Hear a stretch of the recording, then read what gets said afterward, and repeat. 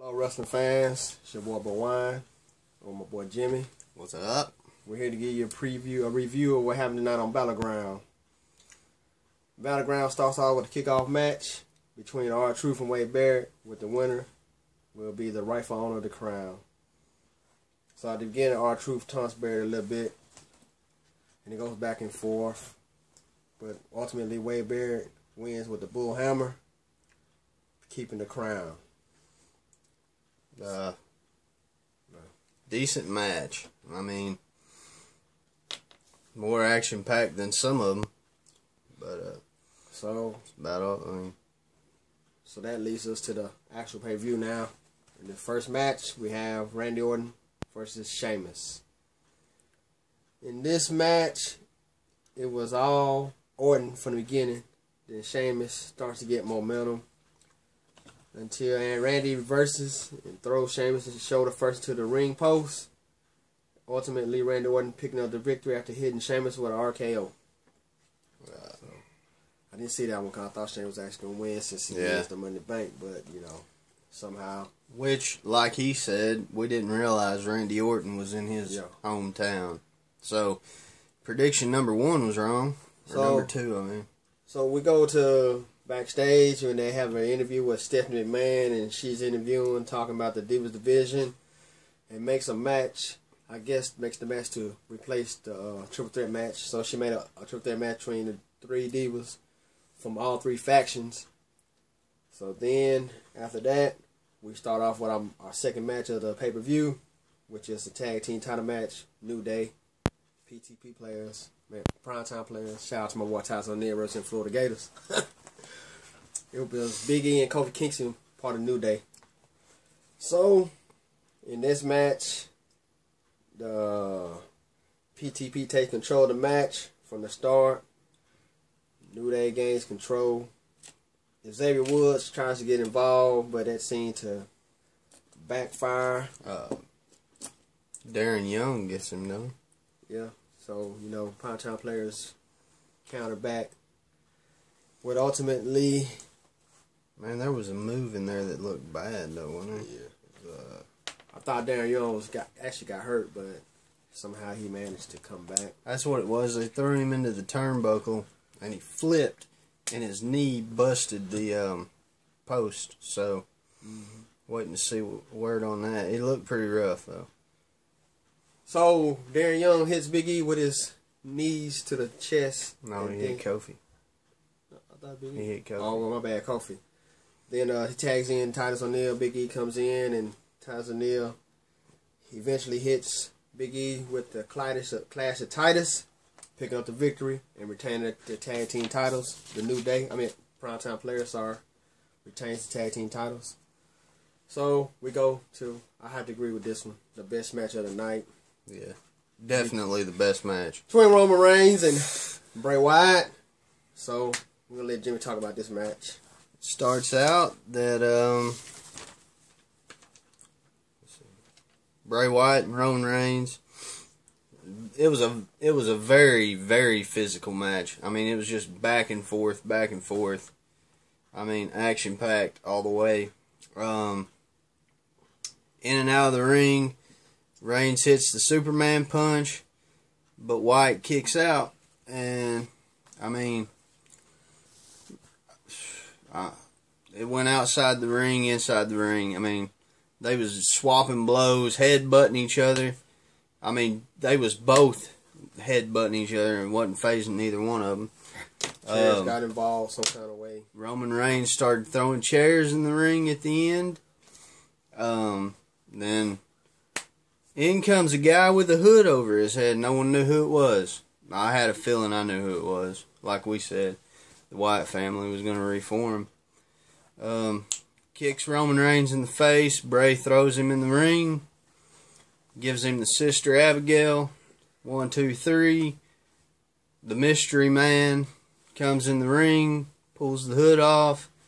And is none other than Luke Harper. The Wyatt family's back together, so watch out. So, after that match, Bray Wyatt picks up victory, of course. So after that match, they go backstage and interview the team Bad which is known for Beautiful and Dangerous Divas, which is the team of Naomi, Sasha Banks, and Tamina. They interviewed them right leading up to that match, with triple threat match between the representing Team Bad would be Sasha Banks, representing Team Paige was Charlotte, and Brie Bella representing Team Bella. That was a pretty decent women's match. It was one of the best Divas matches lately. Yeah, you know, Sasha Banks started off taking control of the match. You know, I thought she was going to actually pull it off because she was really dominating pretty much majority of the match. So then she, they take out Brie Bella out, and then Banks has Charlotte in her bank statement. But Brie Bella comes back in, throws Sasha Banks to the turn post, and she's out the ring. And Brie Bella goes for her little finishing move, but Charlotte counters with the figure 8, and causing Brie Bella to tap out, picking up the win for Team Paige. We didn't know about this match in our prediction video, but we made our predictions. He went with Sasha Banks. I'm Team Paige, so of course Charlotte gets the submission on Brie, and that's that. So then we have probably the second best match of the night, the U.S. title match, Kevin Owens and John Cena. Now this match was pretty good. I ain't gonna say it was better than the first two, but it was a damn good match. You know, went back and forth. They was hitting each other with everything they had. A couple times Cena hit him with AA. Owens kicks out. Owens hit him with a pop-up powerbomb. Cena kicks out.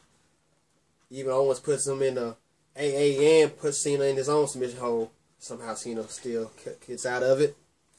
Even Cena gets on the top rope and does an AA to Kevin Owens off the rope. We thought it was over, but Kevin Owens kicks out again. It was one of those ones that every time you turn around, you was like, oh, he's going to win. And then, oh, he's going to win. So, I mean, it was action-packed. It wasn't a disappointment. But ultimately, at the end, Cena finally gets Kevin Owens to tap out to the STF, picking up the victory and retaining his U.S. title. Surprisingly. I thought that's where he was going to drop the title. So then, after that, we got The Miz, who comes out, talks about Ryback, how he thinks Ryback is faking his injury because Ryback's scared The Miz is going to win the title, and how The Miz is the toughest guy in the WWE and in the arena that night, and how the Authority should just hand him the Intercontinental title, and how the Big Show was been missing his attitude there, and how the Authority don't give him the title, he just gonna take it. And out comes the Big Show. Big Show walks out to the ring. No words. Steps right over the rope and just knocks the Miz out, leaving Miz laying. So that was the end of that. Then after that, we got the main event. The worst. Well, I ain't gonna say the worst, but because there was a surprise in there, but we'll get to that in a minute. Brock Lesnar versus Seth Rollins. How many suplexes? Now in this match, this match was basically nothing but suplexes. I think the total suplexes in this match ended up being like a total of 12. Rollins tries to escape. Brock Lesnar brings him back to the ring. Suplexes him 5 more times. And then Brock Lesnar F5s him. Look, hang on. I know everybody likes Suplex City, but man, what was it, like 15 of them? It was 12. 12 of them? Yeah. Put something else in your arsenal, Brock Lesnar. You're better than that. So dude. Brock Lesnar goes for the F5, gets ready to count to 1, 2, 3, then all of a sudden, boom! The lights go out with the Undertaker music. The light pops back on. Lights pop back on, and there's Undertaker staring Brock Lesnar face to face. Rollins and the referee is gone. I don't know where they went. They got out of there. So they stare each other down. Paul Heyman looked like he seen a ghost. So then Brock Lesnar attempts to F5 Undertaker. Undertaker kicks out, reverses it, choke slams Lesnar, picks him up, tombstones him. So then it looks like it's about to be over. Undertaker gets ready to walk out the rope, and he sees Lesnar moving, so he turns back around, comes back in, tombstones Lesnar again, And that was that. That was That was it, dude. that was that. So, well, overall, I'm just disappointed in this pay-per-view. All the other pay-per-views WWE had this past year, it's been pretty good, but this one is by far one of the worst pay-per-views I've seen. Yeah. I mean, it was hyped up to be a damn good pay-per-view. I agree with you. But the hype, it didn't live up to the expectations. I'm so disappointed. Thought WWE can do better. So hopefully, it's like I've heard other people say. It was like they done this one to get to SummerSlam just to have another one to get to it. Well, hopefully, that SummerSlam will be a lot better because it looks like we're gonna have a Lesnar Undertaker rematch from WrestleMania at SummerSlam.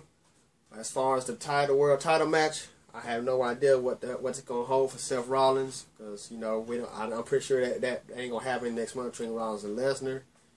So man, we have no idea, and there's rumors circulating that a man named Sting, who they thought was gonna show up tonight, should be there tomorrow night. They say Undertaker should show up tomorrow night as well. It's rumors, but now I can't wait to see what Brock Lesnar and Undertaker are gonna do tomorrow if either one of them shows up. But I'm just disappointed in this pay-per-view. I was hyped up. I think I'm going to see some good action. And the main event really disappointed. The main event should look. It should have went hours. like this. The freaking, in my opinion, I don't know if you agree.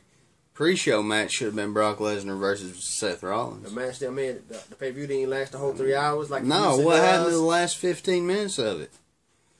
Come on. Undertaker, Lesnar, I actually thought he was going to win, but I'm like, man, this has got to come too early. Next thing you know, Undertaker comes out. And I'm like, man, something else got to happen. So I'm still waiting for something else to pop up. I'm sitting there saying, here comes Sting from the rafters. Here comes Sting from the rafters. Maybe Sheamus or somebody or something was going to happen, but nothing else happened. Born, disappointed. WWE could have done better than that. I mean, it's a good thing that they had a network for $9.99. Otherwise, I'd been a mad customer paying $40-something for pay-per-view that didn't excite me. The last match was suplex shitty. Yeah, I don't know, but that's our take on it, man. We didn't like it for real. Maybe next month they'll get it back together because SummerSlam is like the second biggest pay-per-view of the year for WWE. It's like considered to be the baby WrestleMania, so maybe they'll put on a better show. Like I said, I'm disappointed. So that concludes our that's it, man. episode for the night. Hope you enjoyed the review. It's not too much excitement I can give you. Best match.